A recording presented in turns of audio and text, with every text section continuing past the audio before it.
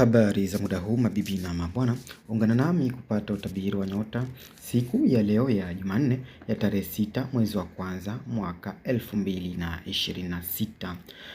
Kama kawaida tukianza na utabiri wa nyota ya kondoo au punda. Hii ni kwa wale waliozaliwa tarehe 21 Machi mpaka tarehe 19 April. Leo kuna hisia kali ya kwamba kila kitu kiko sawa na ulimwengu. Unahitaji kuwa wewe mwenyewe na kuhisi wewe ni nani hasa. Unapozungumza na wengine utajionyesha kwa hisia na shauku zaidi. Wakati huo huo mapenzi yanazidi kupamba moto. Tukiendelea na upande wa nyota ya Taurus. Hii ni kwa wale waliozaliwa tarehe 20 Aprili mpaka tarehe 20 Mei. Leo unafurahi kupumzika nyumbani ikiwa unaweza kufanya hivi kwa sababu unahitaji kujikinga na shughuli nyingi za ulimwengu unaokuzunguka.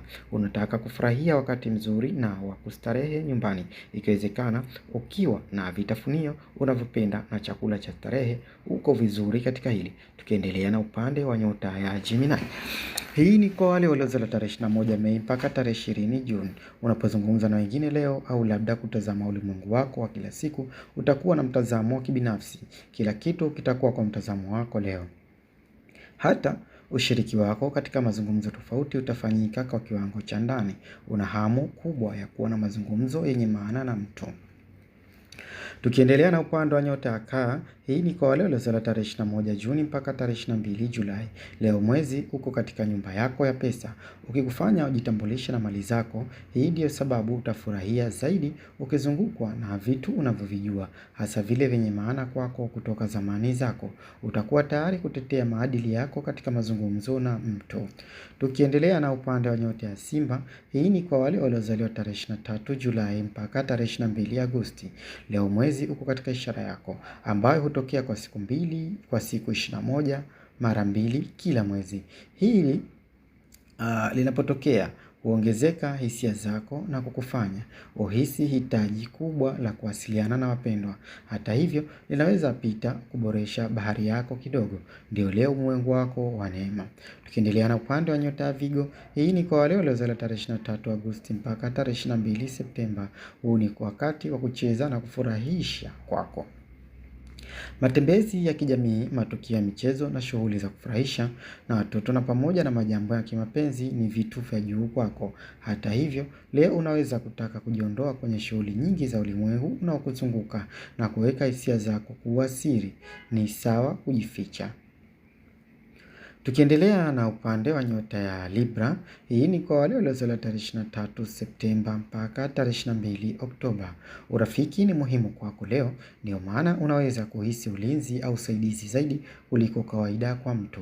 Hii pia ndio sababu mawasiliano na wengine pamoja na mwingiliano na vikundi yatakuwa na maana leo. Shiriki matumaini yako ya siku zijazo na mtu.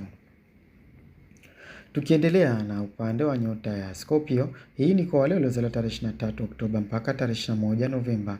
Leo unaweza kujua maelezo ya kibinafsi kuhusu maisha yako ya kibinafsi kwa sababu fulani. Fikiria hili ikiwa itabidi ufanye udhibiti wa uharibifu au labda utakuwa na hoja ya au kufanya mzaha kidogo. Tukiendelea na upande wa nyota ya Mshale. Hii ni kwa wale waliozaliwa tarehe 22 Novemba mpaka tarehe 21 Disemba.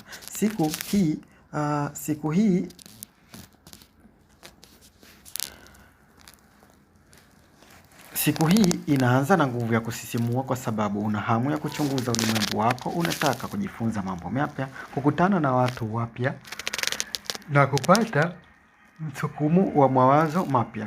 Usafiri au chochote kitachokuvunja utaratibu wako kitakuwa cha kusisimua kwako. Fanya kitu tofauti. Tukiendelea na upande wa nyota ya Mbuzi. Hii ni kwa wale waliozaliwa tarehe 22 Disemba mpaka tarehe 19 Januari. Leo uzoefu wako wa kihisia utakuwa mkubwa zaidi. Unaweza kuhisi unamiliki mali, hasa kitu kinachoshirikiwa au cha zamani sana na kinachojulikana. Thamani yangu. Unataka udhibiti mkubwa wa maisha yako kupitia vitu unavyomiliki. Tukiendelea na upande wa nyota Ndoo. Leo mwezi uko kinyume na ishara yako, kumaanisha lazima ufanye zaidi ya nusu wakati wa kushughulika na wengine. Sio jambo kubwa lakini linaweza kupunguza migogoro. Jihadhari na athari za ghafla. Mahusiano yako ya mtu na mtu yatakuwa muhimu leo. Tukimalizia na upande wa nyota ya Samaki. Hii ni kwa wale waliozaliwa tarehe 19 Februari mpaka tarehe 20 Machi. Hii ni siku chanya iliyojaa nguvu ya furaha. Huenda ukalazimika kuweka maslahi ya mtu mwingine mbele yako leo na kumfanyia huduma. Hii inamaanisha kwamba unajifanya shahidi, unafanya tu kazi